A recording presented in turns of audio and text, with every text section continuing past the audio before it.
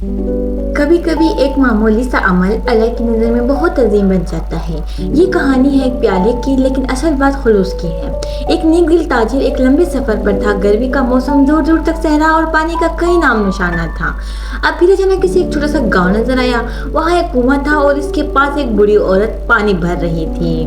تاجر نے مؤدبانہ لہجے میں کہا، اماں جان، کیا مجھے تھوڑا سا پانی مل سکتا ہے؟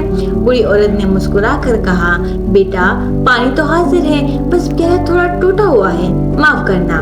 تاجر نے ٹوٹے پیالے میں پانی پیا اور اس کے چہرے پر مسکراہٹ تھی، اور یہ نہ شکایت تھی نہ ہی کوئی غرور۔ پھر اس نے اپنے تھیلے سے ایک چمکتا ہوا چاندی کا پیالہ نکالا اور محبت سے کہا، ماں جی، آپ نے جو خلوص دیا یہ اس کا ایک چھوٹا سا انعام ہے۔ بوڑھی عورت کی آنکھوں میں آنسو آ گئے۔ یہ آنسو شکر کے تھے، خوشی کے تھے، کیونکہ وہ پیالہ نہیں، اس سے دیا گیا تحفہ تھا۔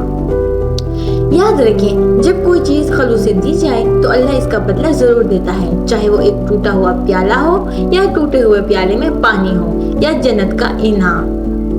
خلوص اور نرمی سب سے قیمتی تحفے ہیں۔